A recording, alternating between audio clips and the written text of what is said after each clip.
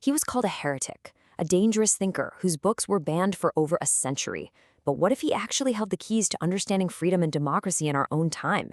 Today, we're diving into the mind of one of history's most radical and honestly misunderstood philosophers, Baruch Spinoza. Okay, let's just jump right in with a question that feels like it could break your brain. Can you actually be free if you don't have free will? I mean, for most of us, freedom is the ability to choose, right? But for Spinoza, this isn't a contradiction. It's the very doorway to a completely different way of thinking about what it means to be a free person. And this paradox doesn't just stop with our inner lives. It bleeds right into politics. He asks another seemingly impossible question. How in the world do you build a stable democracy with a population that you fundamentally believe is, well, irrational? It sounds like a total recipe for disaster, yet Spinoza would become one of history's greatest champions of democracy. So, here's the puzzle we're trying to solve. On one hand, you have a champion of freedom who says free will doesn't exist. On the other, a huge believer in democracy who kind of distrusts the people. So, how does that even work? Well, the answer isn't that Spinoza was confused. It's that his entire worldview was built on a foundation so radical, it changes the meaning of everything. To get it, we've got to start where he did, with his vision of the universe itself. All right, Section 1, the universe's blueprint. To solve these paradoxes, we first have to understand the very nature of reality, according to Spinoza. Here it is. This is Spinoza's master key, Deus sive natura, which just means God or nature. Now, this means you got to throw out any idea of God as, some kind of king sitting on a throne in the sky. For Spinoza, God is the universe. God is nature.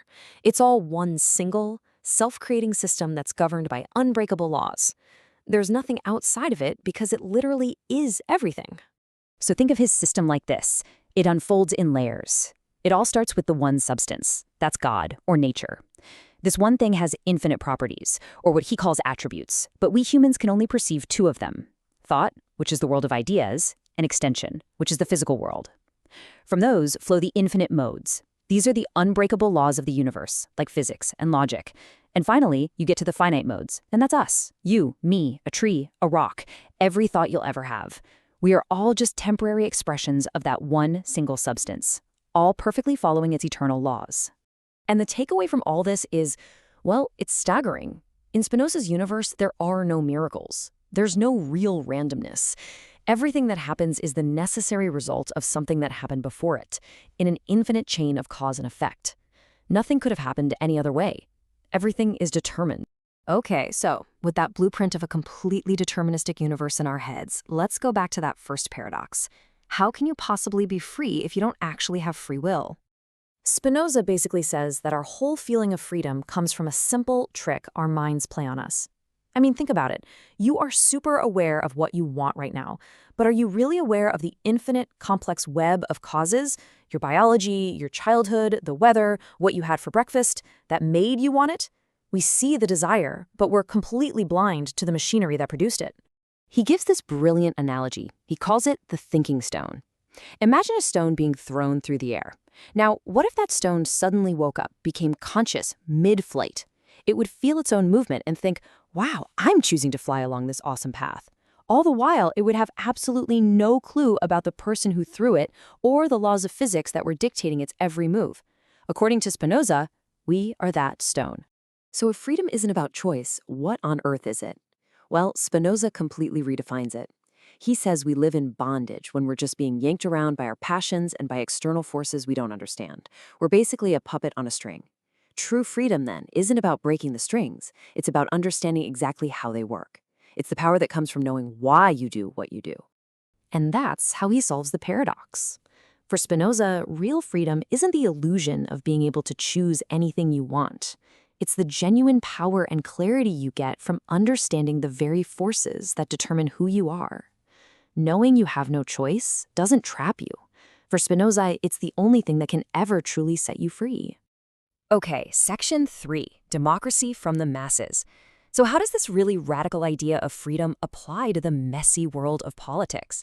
How do you build a democracy when you think most people are just driven by their irrational passions?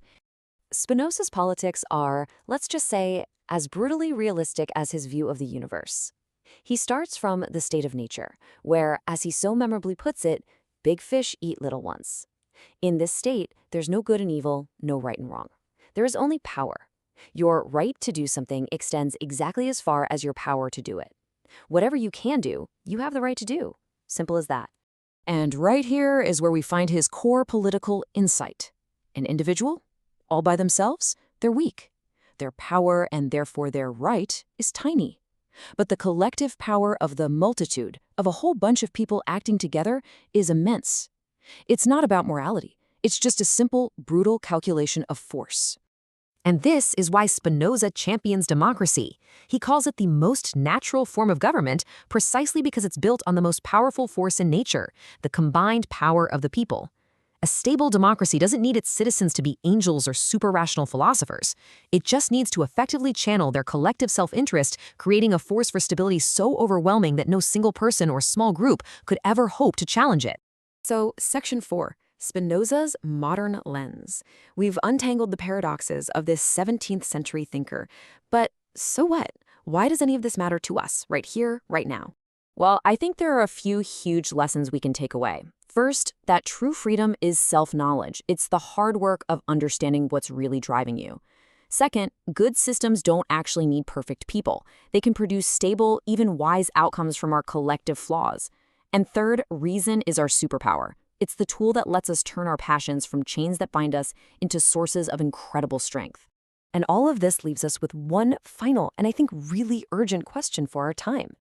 In an age of social media algorithms designed to hijack our emotions and echo chambers built to confirm our biases, is Spinoza's difficult path to freedom, this road of pure, hard-won reason, more challenging or maybe more necessary than ever before?